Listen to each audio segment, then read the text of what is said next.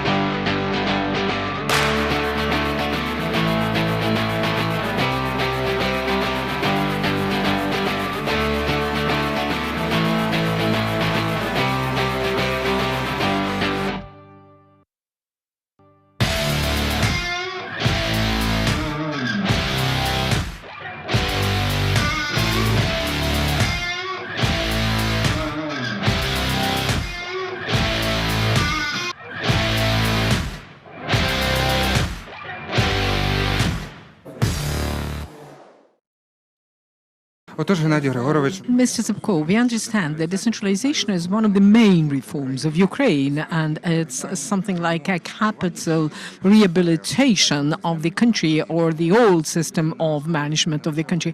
But now we are talking not only to the Ukrainian-speaking audience, but people from other countries, and our discussion is being translated into English. And why don't we start from a short discourse and explanation what the decentralization reform is about and what required to carry out this reform in Ukraine. Let's start from the fact that it's not a capital rehabilitation, but it's a building, construction of a new system of management in Ukraine. Ukraine has been an independent state for more than 25 years prior to the reform which we launched, but the system of management was inherited by Ukraine from the Soviet times. And up to the present, in our law, we have the provisions which were passed in the Parliament of Ukrainian Socialist Soviet Republics. So now we are talking about the new system of management, which brings Ukraine closer to the European system of democratic governance principles. And what is this system of management about? First of all, it's a possibility, opportunity to provide the resources and authorities and responsibilities and powers of the local self-government. In 1996, Ukraine joined the European Charter for Local Self-Government, but it was a declaration rather than, a real document. And the transfer of resources and obligations have not been transferred. Any country which, based on the democratic principle of governance and would like to be developed in terms of being decentralized and have the fundamental opportunities for the communities, has to build a system where there are authority powers in the communities, where there are resources, and where there is influence of the citizens over the system of governance, so that the government will be close to the citizens. When the government, local government is reporting to the citizens and the population knows how the taxes were used. And when we are talking about the system of management change is the possibility to build a new state based on the democratic principle of governance. But the objective is not the number of the communities. The objective is not the number of services which are going to be provided, but the main goal of the reform of decentralization is the human development, creating conditions when the individual can get all the services. So it's the transformation of the dialogue between the state and the citizens. No, it's not a dialogue. It's the enforcement of the obligations of the state. It's building the system of governance, which gives an opportunity for the people to develop, and it gives an opportunity to talk about the future of Ukraine. We are creating the system of management, which will give us an opportunity in the future to properly manage the state, or rather manage our future. When we are talking about the strategic plans of each community, well, we talk about this developing the regional strategy, and on the basis of those to build the state policies. And we can launch, sort of say, a meter community creation. Now we have 913 communities, and last Sunday 66 communities have elected their authorities, and the number of these amalgamated communities is increasing. But for us, the issue of not the number of the communities which are created is important, but increasing their empowerment, increasing their capacity. And not only European countries help us in this direction, the countries of all over the world, and the best experience of these countries is being implemented in Ukraine. About the capacity of the communities, it's very important that Ukraine is being supported in this area. It's interesting that as of 2014, there were only 6 regions of Ukraine which were self-sufficient out of 24 regions and Autonomous Republic of Crimea. 2014 was the year when decentralization was launched. So let us provide some analysis whether the situation has changed in the map of the Ukraine, or we still have 6 regions which are self-sufficient, or we have more self-sufficient regions at present. Why don't we tell our viewers of what has changed and how life of the people has changed since 2014, and what this reform brought about into the practical life of the people, and how it strengthened the local self-government authorities? I can talk in general terms. So if we are talking about the increase of the local budgets by the factor of 4, we started from 70 billion in 2014, and that was the budget of development in the local budgets. But now we have more than 230 billion hryvnia. And if we also add to this the delegated authority as far as the public health and education is concerned, so 52% are channeled to the local budgets from the consolidated budget. Talking about the general numbers, it's not that interesting for the people. First of all, we have to look at how in this or that region the income of the population is increasing per capita. And this tells us how the revenues to the local budgets are increased due to the tax collection, and also the increase of the salaries. In 16 regions of Ukraine at present are self-sufficient, and 8 of them are still those which have more than 75% of the average level of GDP per capita. And what is the per capita revenue at present? Well, we have different numbers. I cannot tell you the latest number, but now we can say that for 16 months running, the GDP per capita has been increasing, and the budget has been increasing as well. But I'd like to tell you one simple thing. It is very interesting for us, to the people, to see the results of this reform. And this is not the question of growth of GDP or some numbers. This is an issue of the ability to implement the projects to improve the comfortable living of the countries. Kindergarten, schools, the centers for administrative services provision, in infrastructure, road infrastructure, which complies with European requirements and norms. And we are talking not simply about implementing this project, but our team, together with the leaders of the local self-government, international partners, have created 12,000 projects within these 4 years. We are talking about the implementation of the new standards in these projects, the new standards of the inclusiveness, new standards of energy efficiency, new standards of motivation and design. Because if we are talking about the school which is being modernized and which is insulated, but when comes inside the building and they can see just the awful steps which date back to 1980, which were built according to the Soviet standards, and the dark painted walls, we cannot talk about the positive educational space, and it's no motivation for the children to spend there the whole day. That's why we have created the standards, requirements, and all the leaders of the local self-government understand not what kind of a building should be constructed, but how it is going to be equipped, how the personnel should be trained, and how the personnel has to work with the people. So we are talking about the educational space, internal design, inclusiveness, energy efficiency, lack of barriers, and engagement of children of any age to education. If we are talking about the Center for Administrative Services provision, we are talking about the well-trained personnel, accessibility of services, and the personnel within 20 minutes can provide a service to the individual to the request.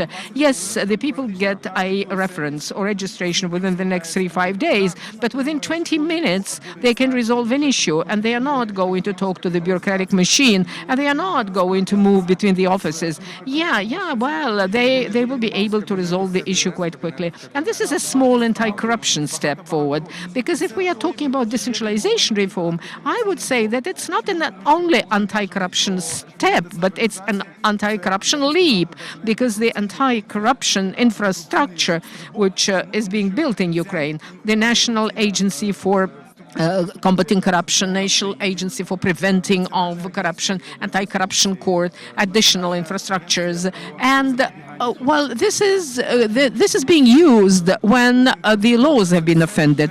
But the reform in the area of decentralization is a prevention system. We just delegates the authority, and we give down the costs, and people can control those. People are aware about these issues, and they have the funds to resolve those issues.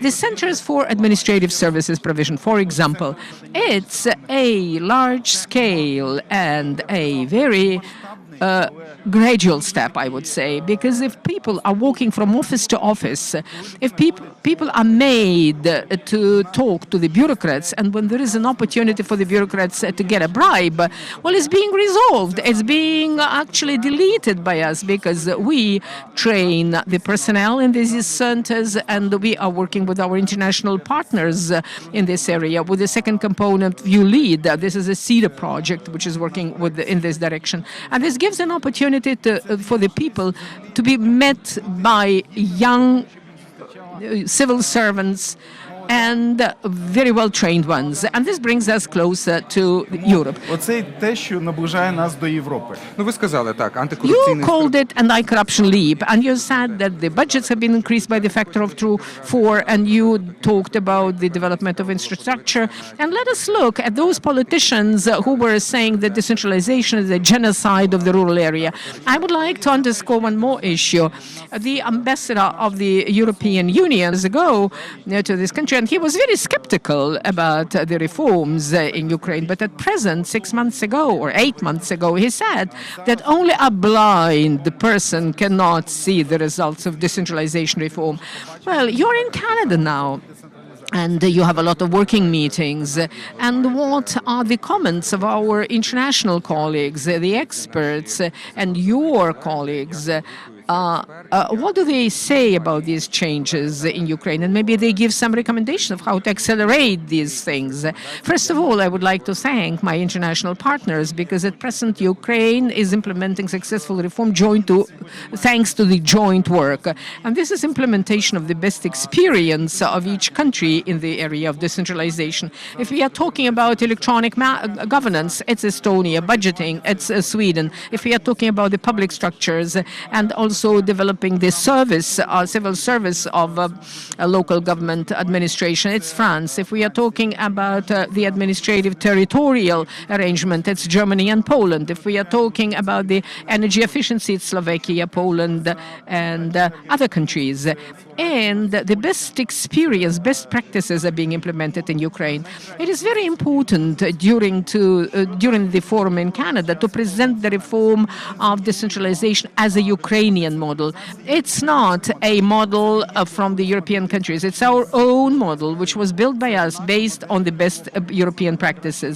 And it's very pleasant that we are implementing this model not only with the help of the technical assistance and the experience of other countries, but also international financial organizations are ready to finance the construction of infrastructure in Ukraine. And during the forum, we had meetings with the European Investment Bank, European Bank for Reconstruction and Development, our partner, IFC, International Financial Corporation, and the World Bank, which not simply confirmed their preparedness to continue working in Ukraine, well, in spite of the turbulent period of a parliamentary election and creating a new government, but they also offered to create new programs which will be supporting the municipalities. I would like to say a few words about the program of Association of Canadian Municipalities. It's the pledge program, which is working in Ukraine with the Association of Ukrainian Cities, and I hope it's going to be continued and strengthened, because when we are saying that we have 230 billion hryvnia which are channeled to the local self-government, it's very important for us for this money to be used efficiently so that they take a sensible approach to creating an infrastructure, because we are talking separately about a kindergarten, a school, or center for administrative services provision, the certain of security, the logistics of organization in the cities has to be efficient. At present, we have different needs and requirements of our citizens. The approach to the information exchange is changing absolutely, to the opportunity to get information through the electronic means, as to the possibilities of exchange of information about the citizens to provide the best services. And now, with the ULEAT project, we are working on developing a system which will allow us to get the services and information to provide them with the citizens. It's a construction of the Chembita system. In Estonia, it is called ISROD. In Sweden, in Germany and other countries, it is built for the purpose of exchange of information. But for us, this model will give us an opportunity to very quickly get the information and data which is needed by each ministry, municipality, citizen when they apply for the assistance to the state. And you are going to implement these projects. They exist. And now we are going to start a very difficult work in terms of implementing them. This is the first phase. We have completed the first phase of decentralization. The first phase is creating. And when people are talking about the idea, 99% of the citizens of Ukraine know this idea. They know how it works outside this country. But when we come to implementing this idea, well, here we need the experience of our partners to rely on to be able to properly implement it. Because to create a product is really a huge work, but implement it so that this product works in each village and in each settlement, it's a huge work. An example, the last direction is the rural medicine. It's an opportunity to create new ambulatory services and the training of the new family doctors who can consult with the specialists in the rayon or oblast centers like cardiologists, pulmonologists, endocrinologists, dermatologists. But to launch this process, we have to resolve the main problem. It's the lack of broadband internet in the settlements where this assistance is needed.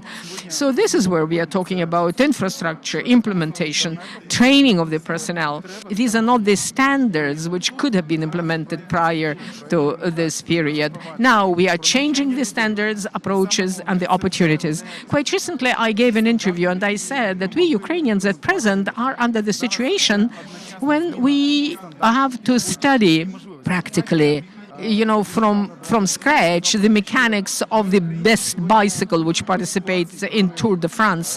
We have to dismantle it, understand how it works. We have to improve it.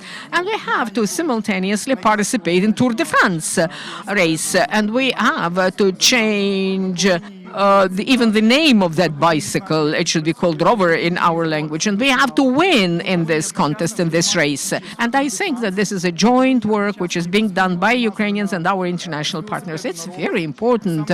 And everything sounds so good and progressive. But why don't we talk about the challenges? І українців, і наших міжнародних партнерів. Це насправді дійсно дуже важливо. We know that the government schedule of decentralization is not being complied with because at the beginning of 2019, only 2/3 of the territory of the country have created the amalgamated territorial communities, 70% of population. But in 2020, we expect to have the local elections. And I wonder if prior to these elections, the country will be able to consolidate all the communities all over its territory. How do you plan to resolve this issue? Встигне покритися об'єднаними територіальними громадами. Що плануєте з цим робити? Ну, в першу чергу я First of all, I'm an optimist, and I believe that 2020, the horizon for the next local elections for Ukraine, to be able to have a basic level of the amalgamated territorial communities. And this is where we have to look what needs to be done, what roadmap has to be complied with, and where we should accelerate the process. And now I believe that the task of the country is the following. First of all, we have a specific plan to create the prospective plans in each oblast. At present, we have 9 oblasts have the prospective plans and amalgamated communities. 8 oblasts have from 95% to 100, and only a small number of oblasts has to come up to 100%. But we have a problem in Zakarpattia Oblast, Kyiv, Odessa Oblast, but we are working on these issues. But Transcarpathia, Zakarpattia has not even created a plan. Yeah, there is a plan. Well, there was some sort of a sabotage in this area, but we are going to improve this situation and turn around this situation. But we know for sure that we have to move to taking the administrative decision about the creation of the community. As of today, we have a prospective plan for 104,006 communities. And we believe that we can create 1,450 communities. And you can see that we have created 913 communities already. So if we identify the administrative centers, we can take decisions on amalgamation of the communities and launching the elections next year, which will allow us to engage all the communities which will be created in Ukraine. This will give us an opportunity to, first of all, create a basic level. And unfortunately, the parliament has not passed the laws, not only about the amendments to the constitution, because they are very important.